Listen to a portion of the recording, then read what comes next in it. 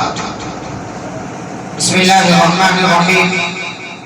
الحمد لله الفتاح المنان ذي الطول والفضل والإحسان، وفضل ديننا على سائر الأديان، ومحى بحبيبه وخليله عبده ورسوله محمد صلى الله عليه وسلم عبادة الأوثان.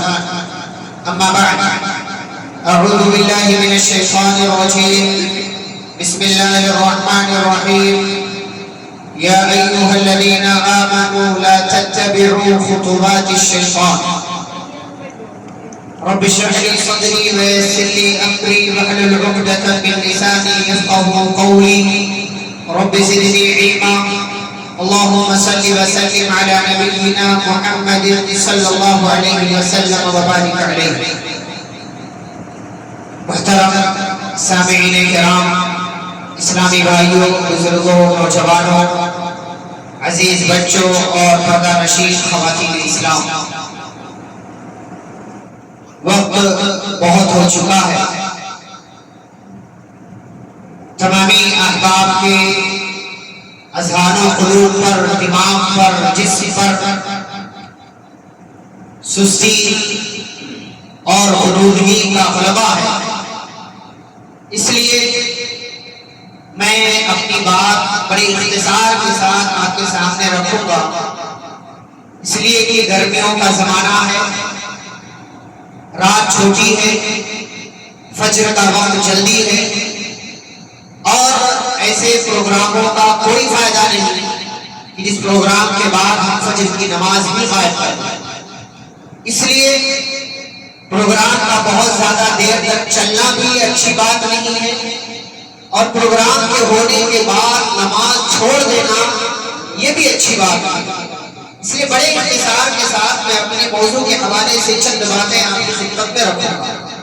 مجھے جو موضوع دیا گیا وہ ہے نوجوانوں میں بگاڑ کے اسباب. جو اسباب میں ذکر کروں گا وہ اسباب بگاڑ کے ہیں، اور یہ کسی میں بھی ہو سکتے ہیں، مرد میں بھی، عورت میں بھی، جوان میں بھی، بوڑھے میں بھی، کسی کے اندر بھی ہو سکتے ہیں. لیکن اصل مخاطب نوجوان ہوں گے کہ نوجوانوں میں بگاڑ کے اسباب کیا ہیں. میں تمہیدی باتیں ذکر نہیں کروں گا. نوجوانوں میں بگاڑ کا سب سے پہلا سبب ہے، یا کسی کے اندر بھی بگاڑ کا پہلا سبب ہوتا ہے تعلیم سے دوری، علم سے دور ہونا، اور بطور خاص دینی تعلیم سے دوری. اسی لیے پیارے رسول صلی اللہ علیہ وسلم پر جب اللہ نے نبوت و رسالت کا تاج آپ کو پہنایا اور آپ پر قرآن کی آیتوں کی وحی کا سلسلہ شروع ہوا، تو سب سے پہلے وہ آیتیں اللہ نے نازل کی جن کا تعلق علم سے. اقرأ باسم ربک الذی خلق، پڑھیے اپنے اس رب کے نام سے جس نے پیدا کیا. اللہ رب العالمین نے اس دین کا، شریعت محمدی کا، نبی صلی اللہ علیہ وسلم کی نبوت و رسالت کا آغاز علم کی آیتوں کے ذریعے کیا، اور اللہ نے پڑھنے کا حکم دیا. اور سورہ محمد آپ دیکھیں، دنیا کے اندر جو بھی چیزیں ہیں جو ہمیں اختیار کرنا ہے، ان تمام چیزوں میں سب سے پہلے نمبر پر توحید آتی ہے، سب سے پہلے. لیکن توحید سے پہلے بھی ایک چیز آتی ہے، اور وہ ہے علم حاصل کرنا. اس لیے اللہ نے کہا فَاعْلَمْ أَنَّهُ لَا إِلَٰهَ إِلَّا اللَّهُ، جان لو کہ اللہ کے سوا کوئی سچا معبود نہیں ہے. اگر سچے اور جھوٹے معبود میں، حقیقی اور باطل معبود میں فرق پیدا کرنا ہے، کہاں سے پیدا ہوگا؟ علم کے ذریعے. اسی لیے پیارے نبی صلی اللہ علیہ وسلم کے نبی بنائے جانے سے پہلے کا جو زمانہ ہے اسے زمانے جاہلیت کہا جاتا. پڑھے لکھے لوگ نہیں تھے، اچھے خاصے لوگ تھے، مالدار لوگ تھے، اونچے اور بڑے عہدے والے لوگ تھے، اور بڑے بڑے سردار مکہ کے اندر موجود تھے. لیکن اس زمانے کو جو نبوت و رسالت سے پہلے کا زمانہ ہے اسے زمانے جاہلیت قرار دیا گیا. کیوں؟ برائی میں ملوث تھے. اور انسان برائی میں ملوث تب ہوتا ہے, گناہوں میں ملوث تب ہوتا ہے, بگاڑ اس کے اندر تب آتا ہے جب وہ علم سے اپنے آپ کو دور کر لیا کرتا ہے. گرچہ آپ بہت مالدار ہوں گے, بہت اونچے عہدے پر ہوں گے, لیکن اگر آپ کے پاس علم نہیں ہے, آپ کہیں بھی بگاڑ کا شکار ہو سکتے ہیں. سماج میں آپ کی حیثیت زیرو.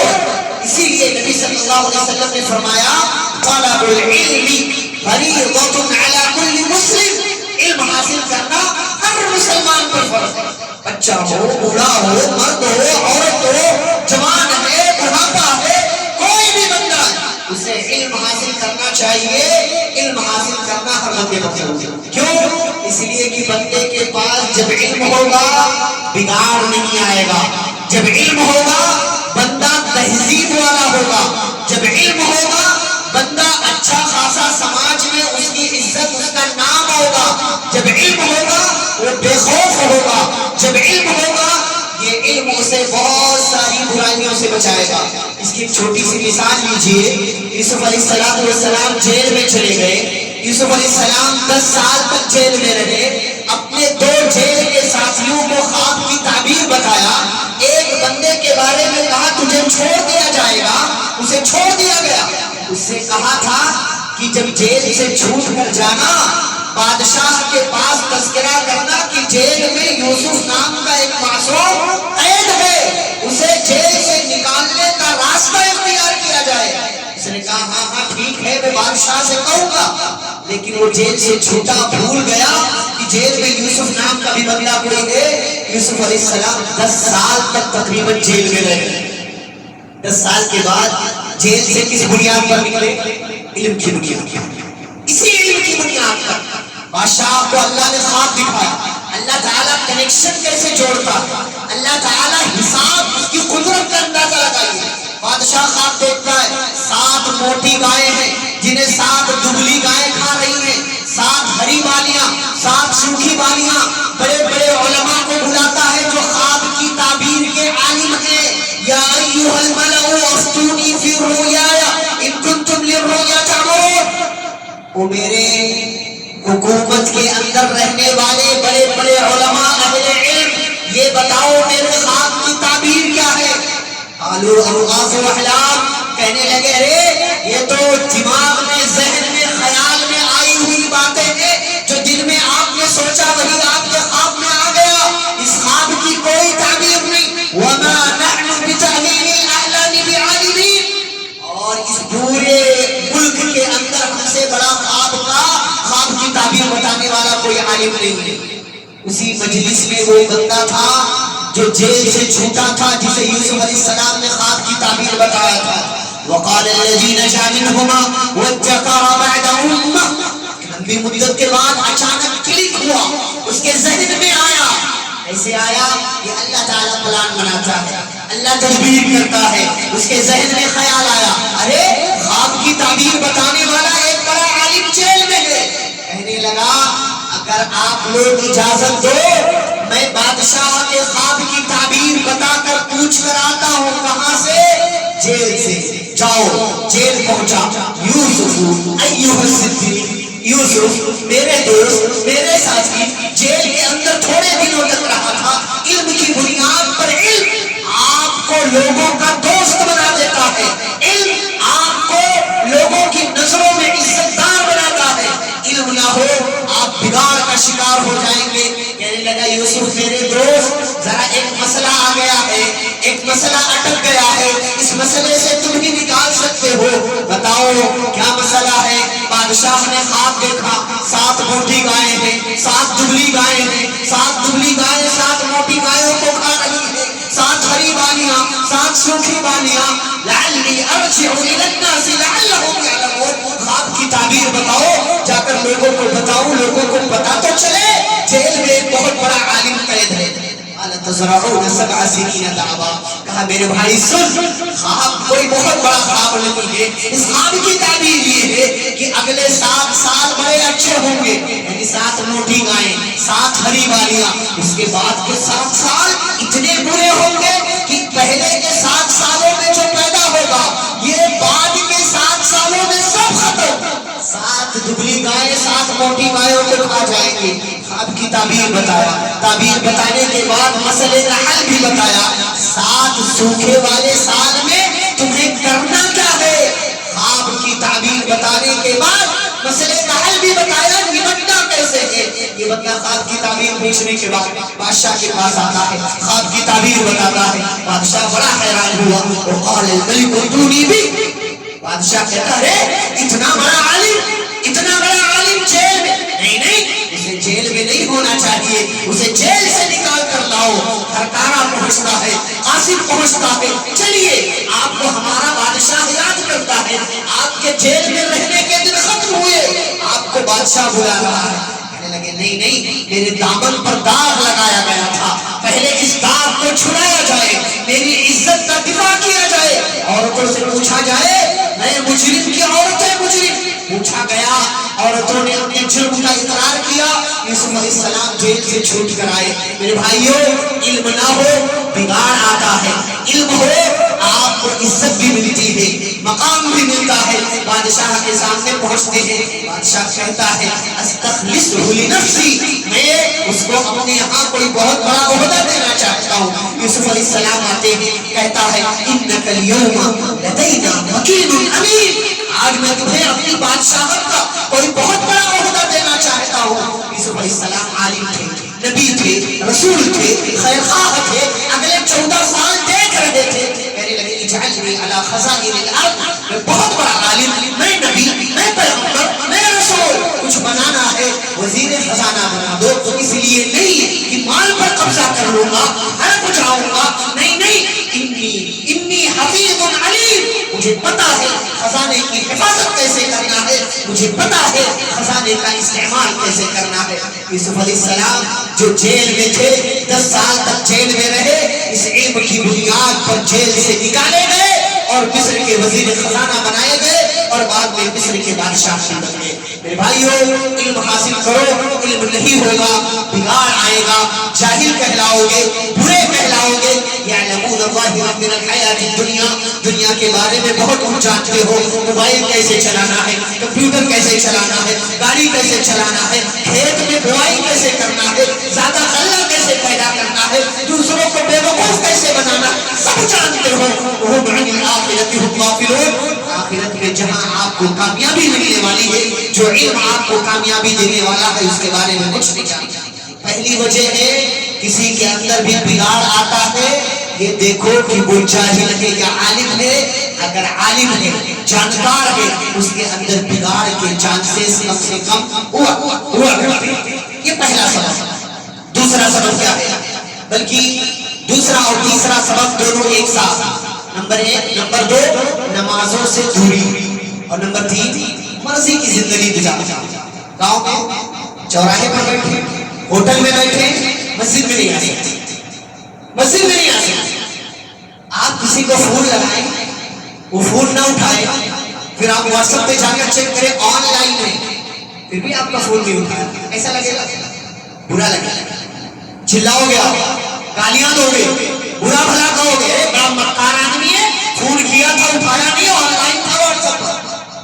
اللہ بھی پکارتا ہے حی علی الصلاۃ, حی علی الفلاح, آؤ. اس کی پکار پر لبیک نہیں گئے. اسے تو پتا ہے نا کر کیا رہے ہو, سیاست میں ہو, دکان میں ہو, مکان میں ہو, ہوٹل میں ہو, کھیت میں ہو, کہاں ہو, اسے پتا ہے, پھر بھی وہ پکارتا حی علی الصلاۃ, حی علی الفلاح, آؤ نماز کی طرف, آؤ کامیابی کی طرف. تم اس کی آواز پر لبیک نہیں کہو گے, بگڑ جاؤ گے, اتنا بگڑو گے نالائق ہو جاؤ گے. میں نہیں کہتا, قرآن کہتا ہے, سورہ مریم کی آیت ہے, فخلف من بعدهم خلف, اچھے لوگوں کے بعد کچھ نالائق لوگ آ گئے, لائق لوگوں کے بعد کچھ برے لوگ آ گئے. کیا برائی تھی ان کے اندر, ان کے نالائق ہونے کی وجہ کیا, اضاعوا الصلاۃ, انہوں نے نماز ضائع کر دیا, نماز کی پابندی نہیں کی, نماز صحیح سے نہیں پڑھا, نماز ٹھیک سے ادا نہیں, واتبعوا الشہوات. اور ان کے نالائق ہونے کی ایک اور وجہ مرضی کی زندگی.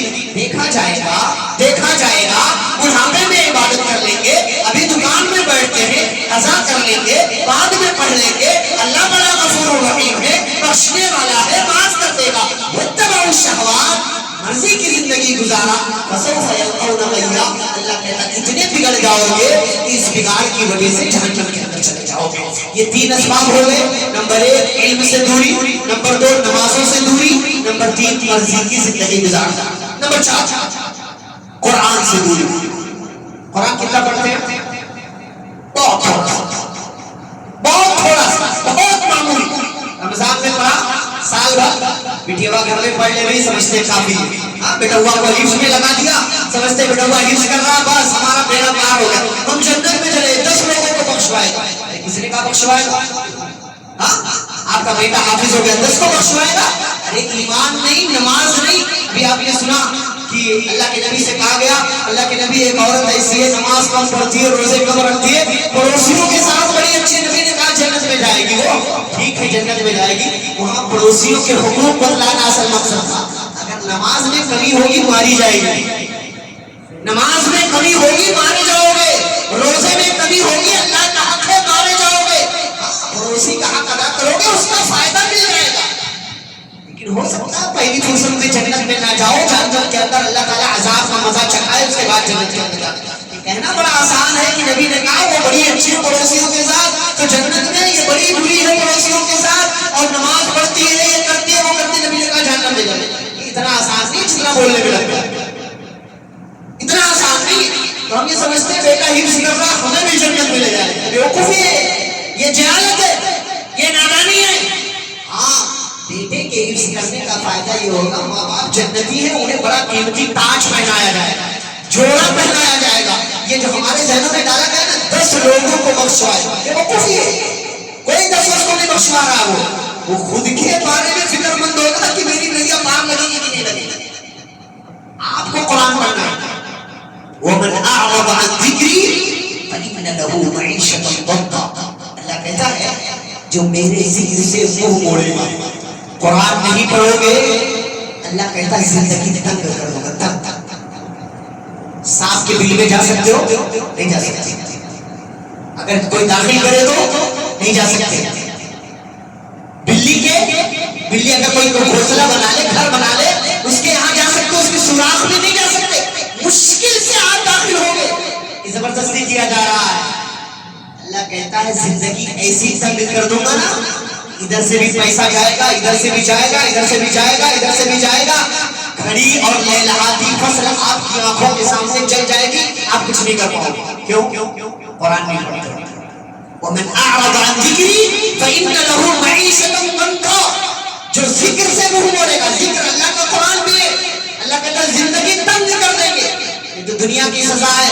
وَنَحْشُرُهُ يَوْمَ الْقِيَامَةِ أَعْمَىٰ، اللہ کہتا ہے قیامت کے دن اندھا بنا کر اٹھائے۔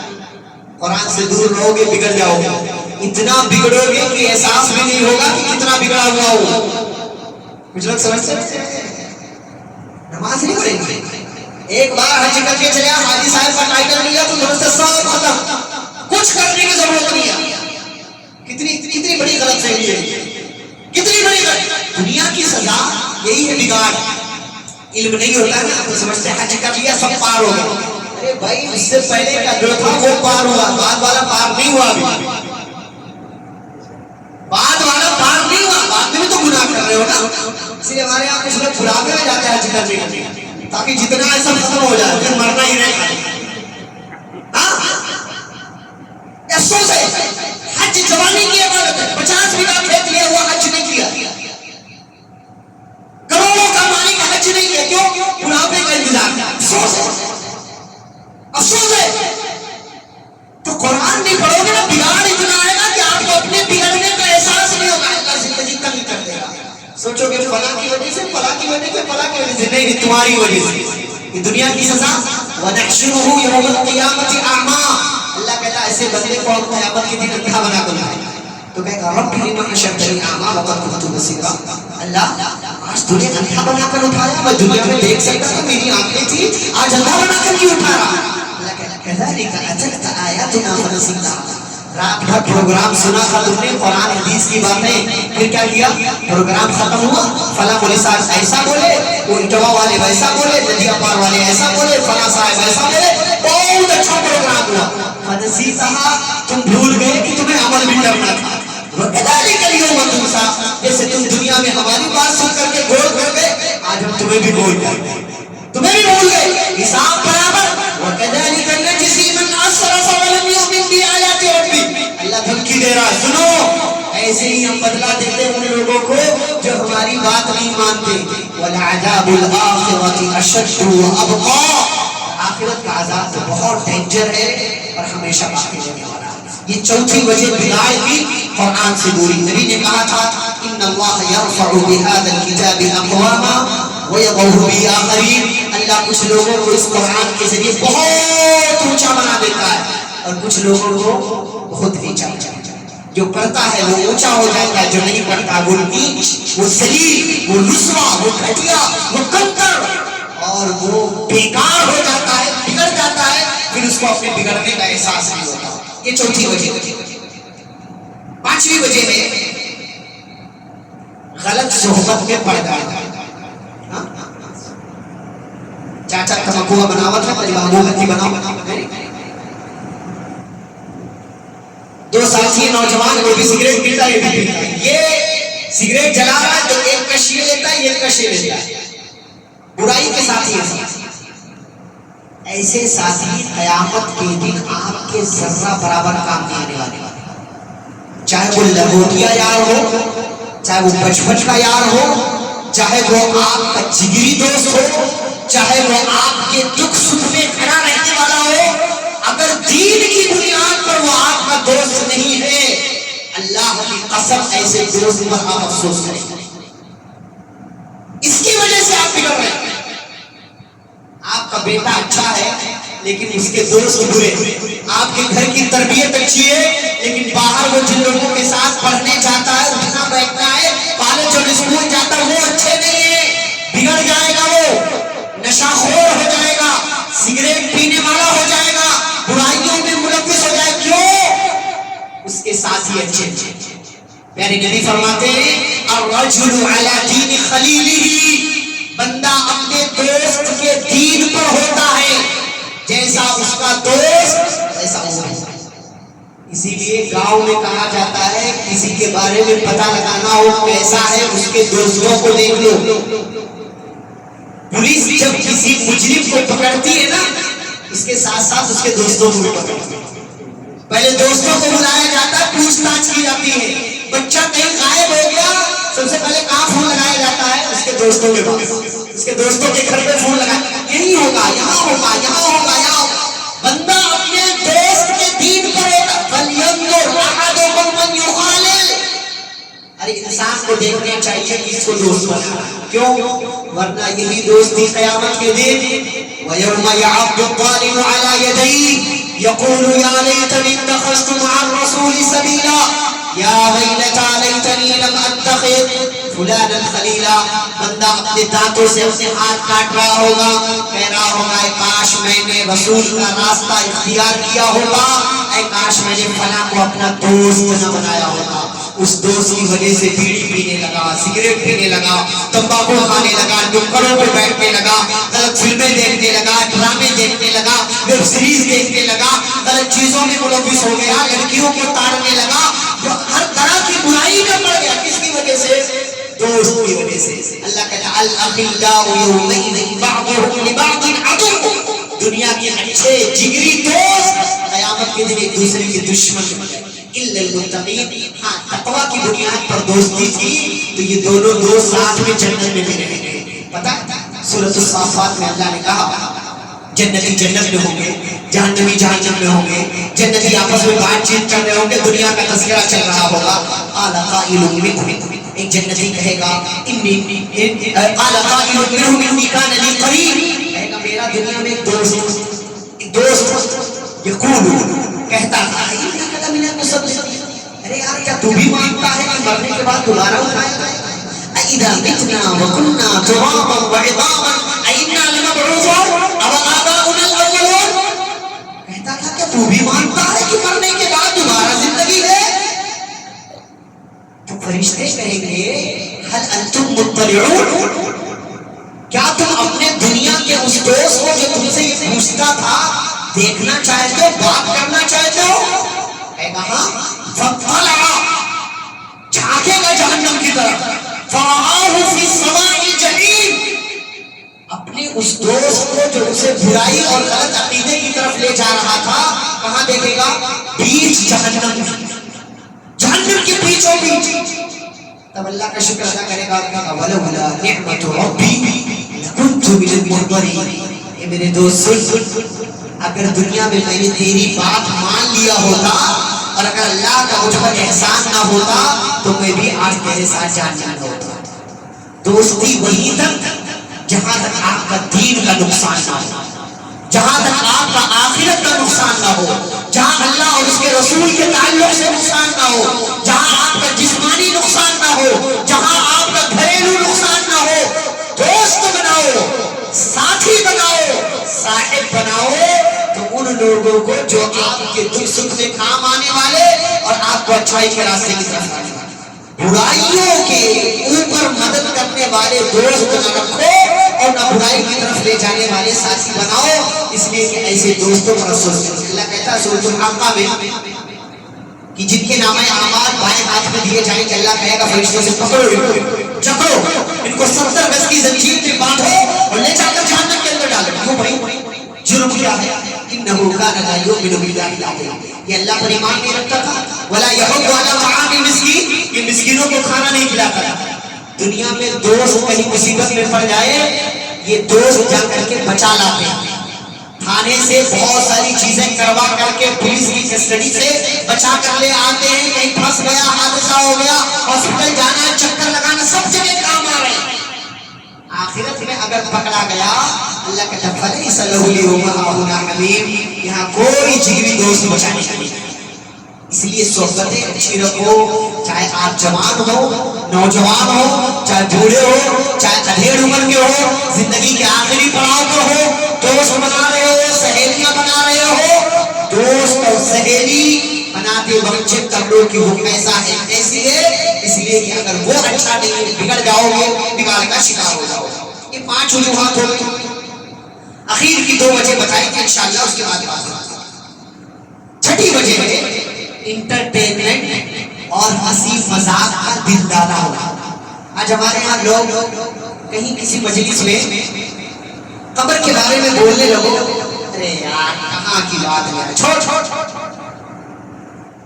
موت کا تذکرہ کر دو، یار کیا اچھی خاصی مجلس کو تباہ کر، ہٹا سب بات کی بات، یار ہم لوگ کیا کر رہے ہیں، مجلس ہے ہنسی کی، تو بوریت والی باتیں کر رہے ہیں۔ افسوس ہم لوگوں کو ہنسانا پسند ہے، کامیڈی پسند ہے، اسی لیے ہم کیا کرتے ہیں، دن بھر shorts, scrolling, reels, stories, status, کچھ لگا نہیں، کچھ نہیں، لیکن پھر بھی مزہ آ رہا، آنکھوں کو مزہ مل رہا، ذہن کو مزہ مل رہا، دل کو مزہ مل رہا۔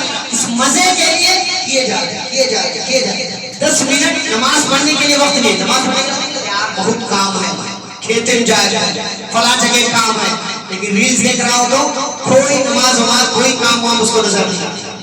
افسوس ہے، نبی فرماتے ہیں وَلَا تُكْثِرِ الضَّحِكَ، بہت مت ہنسا کرو، زیادہ ہنسنا اچھی بات نہیں ہے، کیوں؟ فَإِنَّ كَثْرَةَ الضَّحِكِ تُمِيتُ الْقَلْبَ، اس لیے کہ زیادہ ہنسنے سے دل مر جاتا ہے، اور جب دل مرتا ہے تو بندہ بگڑ جاتا ہے۔ نبی نے فرمایا تھا حدیث میں الا وَإِنَّ فِي الْجَسَدِ مُضْغَةً، سنو جسم میں خون کا ایک لوتھڑا ہے، اذا صلحت صلح الجسد كله، اگر وہ ٹھیک پوری باڈی ٹھیک، واذا فسدت فسد الجسد كله، اگر وہ خراب پوری باڈی خراب، الا وهي القلب، سنو وہ دل ہے، دل ٹھیک سب ٹھیک، دل بگڑ گیا سب بگڑ گیا۔ اور دل کے بگڑنے کے، دل کے مردہ ہونے کی وجہ کیا ہے؟ ہمیں ہنسی پسند ہے، اسی لیے یہاں سے ہم موت، آخرت، قبر، فلاں کی موت کے بارے میں سنتے کوئی اثر ہمیں یاد بھی نہیں آتا کہ ہمیں مرنا بھی۔ اللہ کہتا ہے فَلْيَضْحَكُوا قَلِيلًا وَلْيَبْكُوا كَثِيرًا، انہیں کم ہنسنا چاہیے، زیادہ رونا چاہیے۔ نبی فرماتے لو تعلمون ما اعلم لضحكتم قليلا ولبكيتم كثيرا، جو میں جانتا ہوں اگر تم جان لو تو تم بہت کم ہنسو گے، بہت زیادہ رو گے۔ تو ہمارے اندر بگاڑ کی ایک وجہ یہ ہے کہ ہمیں ہنسنا پسند ہو گیا ہے. اس ہنسنے اس کامیڈی کے پسند ہونے کی وجہ سے ہمارا دل مر گیا ہے. اور دل جب مر جاتا ہے دل پر مہر لگ جاتی ہے. اچھی باتیں، رونے کی باتیں، آخرت کی باتیں پھر کوئی فرق بندے کو نہیں پڑتا. آخری بات وہی بات ہے کہ جب بندہ موت کو بھول جائے، موت یاد نہیں آئے، آخرت سے غافل ہو جائے تو بگڑ جاتا ہے.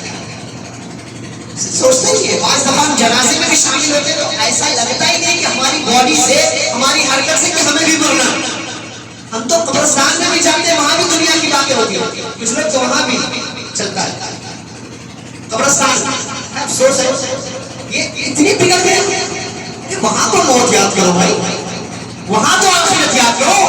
کسی کے جنازے کو کندھا دیا ہے، کسی کے جنازے میں شامل ہو کر نماز جنازہ پڑھی ہے، کسی کو مٹی دیا، 3 لگ مٹی ڈالا ہے، اسے قبر کے حوالے کر موت یاد کرو. نبی فرماتے ہیں اکثروا ذکر ہذہ اللذات، یعنی الموت، لذتوں کو توڑ دینے والی یعنی موت کو کثرت سے یاد کرو. کہیں دل کسی برائی کی طرف جا رہا ہو، موت یاد کر لو. کسی حال میں مر گئے تو کیا ہوگا؟ کہیں کسی کو دھوکہ دینے کا ارادہ بننا، موت کو یاد کرو. موت یاد نہیں کرتے نا، اسی لیے کسی کو دھوکہ دے رہے ہیں، جھوٹ بول رہے ہیں، غیبتیں کر رہے ہیں اور چغلخوریاں کر رہے ہیں، یہاں وہاں برائیوں میں ملوث ہیں. تو علل اعلان برائیاں ہو رہی ہیں، چوراہوں پر، نکڑوں پر، کہیں پل پر، کہیں یہاں وہاں برائیاں ہو. کیوں؟ موت یاد نہیں، آخرت سے غفلت ہے. لگتا ہی نہیں کہ مرنا ہے، لگتا ہی نہیں کہ حساب و کتاب دینا ہے، لگتا ہی نہیں کہ قبر میں جا کر کے منکر نکیر کے سوالوں کا جواب دینا، لگتا ہی نہیں کہ اللہ کے سامنے حاضر ہونا. وہ اللہ جس کے سامنے حاضر ہوں گے تو آپ ہوں گے اور آپ کا رب ہوگا، آپ دونوں کے علاوہ کوئی اور نہیں. لیس بینہ وبینہ ترجمان، آپ کی بات رب تک پہنچانے والا کوئی تیسرا نہیں ہوگا. رب کا سوال ہوگا، آپ کا جواب ہوگا. یہ 7 اسباب میں نے رکھے ہیں. وقت بہت ہو گیا ہے، یہ آپ کو سمجھانے کے لیے، سمجھنے کے لیے. عورتوں کو، آپ سب کو، نوجوانوں کو، مردوں کو، بوڑھوں کو، عورتوں کو سب کو سمجھنا چاہیے. یہ زندگی بہت کم ہے، بہت مختصر ہے. اس زندگی کو غنیمت سمجھیں. اس زندگی کے اندر آخرت کے لیے تیاریاں کریں، آخرت کے لیے فکر کریں، اپنے آپ کو بیدار کریں. اور جن چیزوں کی وجہ سے ہماری زندگی میں بگاڑ آتا ہے ان چیزوں کو چھوڑ دیں.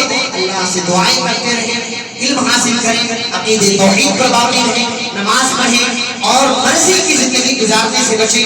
قرآن کی تلاوت کریں اور روتے رہیں، آنسو بہاتے رہیں، اللہ سے دعائیں کرتے رہیں، موت اور آخرت کو یاد کرتے رہیں. اللہ رب العزت سے دعا ہے اللہ ہم سبھی کے اندر جو بگاڑ ہے ہمیں اس بگاڑ کو اپنے اندر سے دور کرنے کے لیے توفیق عطا فرما. ہم سبھی کو پیارے رسول صلی اللہ علیہ وسلم کی سنتوں پر اللہ عمل کرنے والا بنائے، صحابہ کرام کا منہج اپنانے والا بنائے. اور جو کچھ بھی ہم نے اب تک سنا ہے اللہ ہم سب کو سنی کی باتوں پر عمل کرنے کی توفیق عطا فرمائے. جب تک اللہ دنیا میں زندہ رکھے، اسلام اور ایمان کو زندہ رکھے، خاتمہ تو خاتمہ الخیر ہو. صلی اللہ تعالی علی نبینا محمد وعلى آله وأصحابه أجمعين. ربنا تقبل منا إنك أنت السميع العليم. والسلام عليكم ورحمة الله وبركاته.